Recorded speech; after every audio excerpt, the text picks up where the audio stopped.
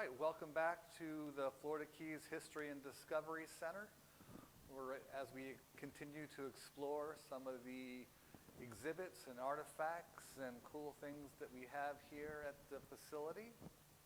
My name is Brad Bertelli. I'm the curator, and if anybody is having a hard time hearing me, please type in so I will be sure and talk a little louder. That's been an issue for the last couple times. Hope everyone's not going too stir crazy. We're doing our best to bring our museum to you to help occupy a little bit of your time. A couple of things I'd like to say real quick.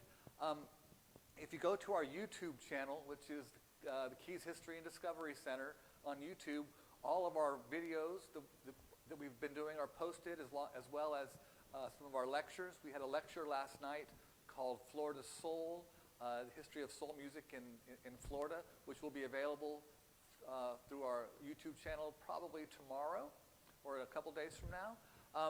It's a great way to, if you got a little bit of time to kill, which some people do right now. Is that better? Hopefully,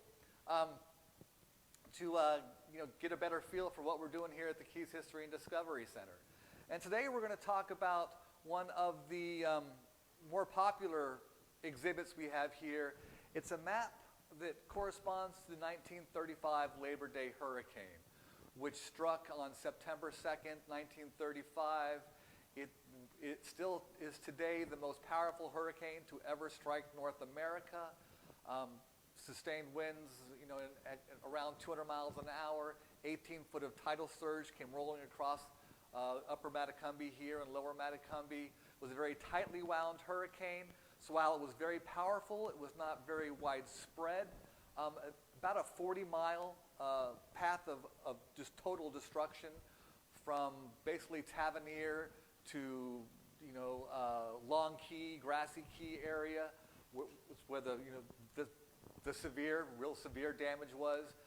Down in Key West, for instance, during the height of the storm, they were experiencing like 28-mile-an-hour gusts. So there's a real discrepancy between what was happening in Key West and what was happening up here in Islamorada and the Upper Keys. Now the hurricane, no one knows exactly how many people died in the hurricane. The numbers are around 500. Total population of the Upper Keys in 1935 or 1934 was about 650 people. But there came a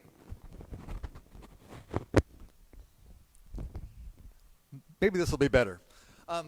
But when the World War I veterans came to build a series of concrete bridges that would eliminate the need for automobile ferries, which we talked about last week, there was a gap in the highway, and the veterans came down to build this solid bridge system to eradicate this need of automobile ferries, which made Key West which would make Key West even more accessible. When the veterans came down, they essentially doubled the population of the Upper Keys. There were as many as 750 veterans who were really living in three talk louder, talk slower. All right. Three three veterans camps. One was on Winley Key, and two were on Lower Matecumbe Key. But when the hurricane came, there was not a lot of warning. The first warning from the Weather Bureau actually occurred on the day of the hurricane.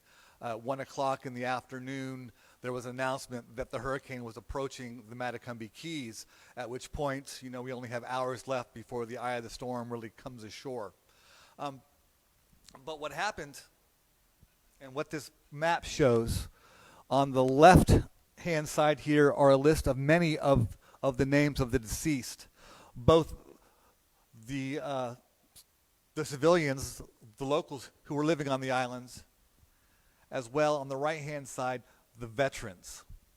This is by no means a complete list. This list says 423. In the days that followed, many more, scores more bodies were discovered. If you go pan to the right, all these names that are shown on these little islands out in Florida Bay are where more bodies were found. And as you can imagine, as there were, hundreds of bodies in the area in the days following the storm. Decisions had to be made on what to do with the bodies. So the governor decided that they needed to be cremated. And so what happened was, Jill, can you back up a little bit? And we come down and look at all these little circles, and there's 24 of them. And those all represent cremation sites where bodies were burned. These victims of the hurricane. And at each cremation site there was, a 21 gun salute. There was, men of the cloth giving their words. And the cremation sites went from, Plantation Key or Winley Key down to Lower Matacumbe Key. And this was to help stave off the pestilence, the spread of disease that could come with all these bodies lying around. Now, when the hurricane memorial, the hurricane monument, the Florida Keys Memorial, which is about a half mile down the road, it's a memorial to the victims of this 1935 hurricane, was built 2 years later in 1937 when it was opened.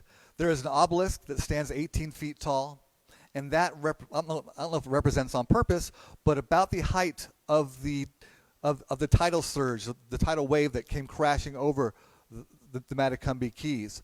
But at the base of the monument is a large crypt, and no one knows how many bodies are actually buried in that crypt. What they did, and this is 2 years afterwards, they went back to all these cremation sites and scooped up the remains and put them inside the crypt and sealed it off. Now, on top of the crypt is a large mosaic design that shows the affected areas of the hurricane, pretty much from Tavernier to Duck Key, I believe, on the mosaic. But as you can see, with all these names out here, some of these bodies weren't discovered for weeks, in cases months later, and a lot of the bodies were buried out here on the islands where they were discovered. In one instance, there was a mother and her child who were blown 40 miles across Florida Bay during the hurricane. And what is remarkable is that they initially survived that 40-mile trek. They know that the mother and child survived because when they discovered her body, they could see where she had pulled herself and her child up over the sand, where she then, perished. It is a significant part of the Upper Keys and the Florida Keys history. We have a lot of this is not the only exhibit we have regarding the storm, but this is not the only map. This map was donated to us by Mangrove Mike Forrester, and what's really great about this map is the size, where you can actually read the names and read the dates of where these people were found.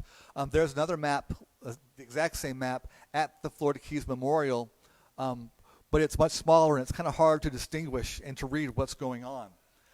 But this is really unique in the sense that you get a much better sense of the people, the names, the human life that was lost during this incredible natural phenomenon.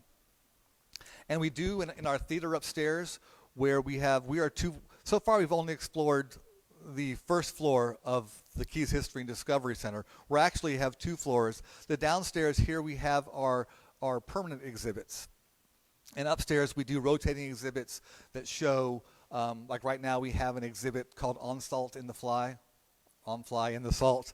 It's a history of fly fishing in salt water that really, while it's a worldwide phenomenon, or worldwide activity, a lot of the roots can come back to here in the Florida Keys. But also upstairs on the second floor, we have a 35-seat movie theater where we show several documentaries. And one of the documentaries we show is about the 1935 Labor Day hurricane. And it shows a lot of the survivors talking about their experiences and how they survived the storm and who they lost in the storm. It is a moving, touching, heart-wrenching thing to watch. But it's, again, it is a significant part of our history. The question is, how many survived the hurricane?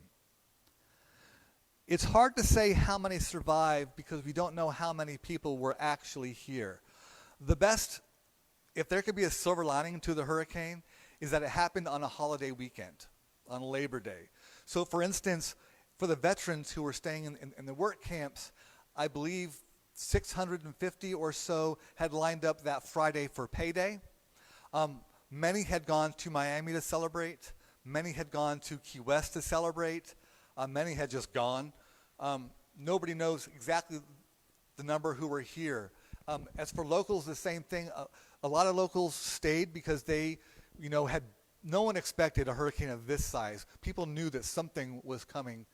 Something was coming. They watched the pioneers, the people who lived here, excuse me, watched their barometers start to fall, and as that fell, you knew that that storm was coming closer, but no one expected something of this magnitude. But again, some people left, some families left, some families stayed. The Russell family, who were the original homesteaders on Upper Matecumbe Key, who arrived in 1853-ish, they, I believe, had around 55 members in their family before the storm, and significantly less. They may have lost between around 30 people in the hurricane. Their family suffered the most personal loss in terms of total numbers in the area. Again, it's a tragic story. One of our there's a great book called Storm of the Century, written by one of our friends of the Discovery Center named Willie Dry, who does an extraordinary job of telling the story of the hurricane. He is one of the contributors to our library upstairs. We have the Jerry Wilkinson Research Library upstairs, where we have amassed a lot of Upper Keys history, including Jerry Wilkinson's collection, the late Jim Klupper's collection, and Willie Dry has also contributed all his materials from the book Storm of the Century, which was just re-released last couple months ago. But we're fortunate to have a lot of these materials inside here on site, where we can continue to explore and share the information and the stories and the history of our island chain. And while the Labor Day hurricane 1935 is a horrific and devastating story, it changed the history of our Islamorada community, our Upper Keys community, our Florida Keys community, and it will always be one of the cornerstones, one of the cornerstone events that transpired here in the Florida Keys. If anybody has any other questions, Jill will be happy to read them off to me. If not, you can always type in your questions, and I'll go back later on and answer them the best to my ability.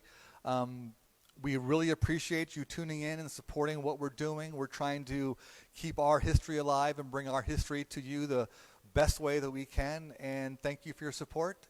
And we'll see you on Monday morning or Monday afternoon at 1 o'clock with Blake, our aquarium biologist, who's going to talk more about some of the creatures that we have here in our beautiful aquariums.